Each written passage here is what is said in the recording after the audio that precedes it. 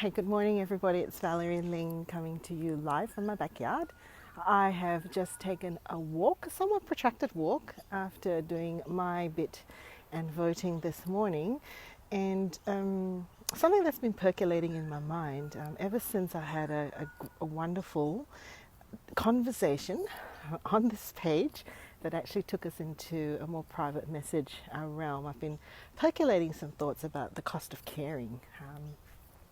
Of course, you know that for me, when it comes to things like people burning out, feeling fatigued, and particularly when the cost of caring becomes really heavy, I have to tell you that this election has been a real mixed bag for me. Um, I have not always had the privilege and the right to vote. Obviously, I was a kid, so I couldn't. And I'm aware that there was a time when even as a woman, you probably wouldn't have to. Thankfully, I don't live in that age. Um, but usually, what would fill me with a sense of perhaps hope or empowerment, I noticed that this election, I'm just tired, just fatigued. And it's been percolating a little bit about the ideas about caring.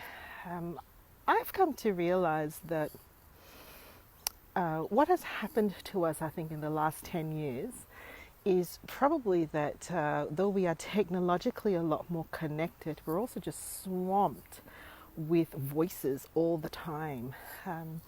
People seemingly having dialogues, mostly having debates, and mostly those debates are based on opinion, sometimes misinformed, sometimes motivated by self agendas, and especially coming up to election, I was aware that I was getting a lot of this sort of voices coming at me. And compounded to that is probably some conversations that I just have in my everyday life with all the different spaces that I occupy, where the question is kind of comes to me like, are you worried about how you might be perceived?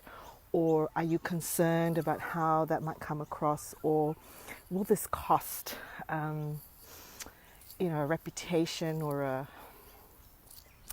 And my instinct is actually really to say, I actually really don't care. And that can take people a bit aback. What do you mean you don't care? And I think what I truly mean to say is that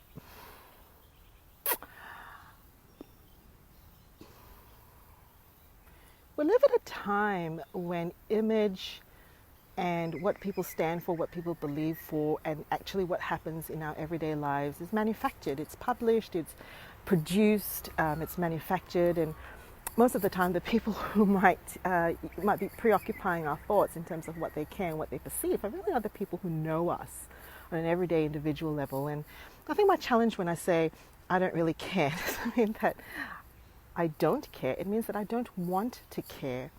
Because I think that if people really got to know us individually, they would understand contextually where you're coming from, and delay judgment. Anyways, so my thoughts on caring is deeply woven into the elections because I don't really want to feed into a popular vote or a stoning exercise or even a self-invested exercise. And I realize that it's also the layers of caring. So if you're someone who on a regular basis is caring for someone, whether it's someone, a loved one, or in your profession, it can totally feel, can't it, like one more thing to care for. How on earth am I going to fit this into my space? And we can kind of feel a sense of disappointment and maybe a sense too that people don't really understand.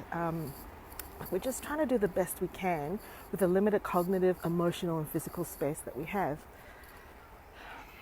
Just admiring those flowers. They're beautiful. And so when I woke up this morning, that was a similar space that I was occupying. I've got to care for these elections. I've got a family to care for. I've got all these things that I need to care about. And gee, it's tiring. Hi, Larissa. Nice to see you. You're probably interested in elections. So I want to tell you about the shift that I had. Morning, Kathy. You're probably voting too. The shift that I had, I was feeling the burden, and you know that I'm feeling it when I walk around the world with this and these. That means I didn't want anybody to approach me with their material about how to vote, who to vote for. I didn't want anybody to talk to me. I didn't want some more people in my face, some more voices telling me what to think. And I walked into that election this morning, the voting booth, that way. I was very respectful though. I took off the sunnies and I took off the earbuds as soon as I got to the human being that I was talking to. And I just continued to feel the dread and the sense of inconvenience until I folded my vote and put it in the box. And when I did that, I suddenly felt a shift in my energy. And I realized that it's the kind of stuff that I've been saying to the people that I talk to who care for others, who can feel a sense of hopelessness and feeling jaded when they look at the future, when they think about policies, when they think about funding, when they think about what's available out there for their loved ones, even beyond their lifespan, what's going to happen. And I see the energy in the room shift when we start to talk about what I call a collective wisdom. That everything that we do, everything that we think about, and every small strike of action that we make adds to a kind of a collective wisdom. It's not for a hope that Pollyanna outcomes will happen, but it's for a conviction that if we do nothing, we will land up with nothing. But if we do something, we add to a collective wisdom. We impact other people's ways of thinking. And more importantly, if you're a carer of a loved one, you're moving in line with the conviction that the people that you love can still have the best of you. And the best of you is not always to be happy and chirpy. The best of you is to continue to care and love for them, not what other people think. Not what other people want you to do, not what other people demand of you, not what other people want of you to make some kind of public statement for how you live your life, but to care for the people that you love. And after I put my vote in, and I felt very energized because I thought, I'm so privileged and glad that I can add to a collective wisdom, whatever the outcome of this election in. And then I felt a really strong need to walk around my community and connect with the people and the small businesses around my place whom I know are caring for others. You don't have a small business because you like a life of freedom. You have a small business because you have to make a living. You've got to care and feed for the people that you live with. And I wanted to see their faces, and I wanted to connect with them, and I wanted to say, today I voted for a life that, for a meaning that could make a difference for you and me. And then when I came home and I'm about to head back into my family, I left them to go and vote. I think I just tapped into the thing that what I'm caring for and who I'm caring for makes the difference.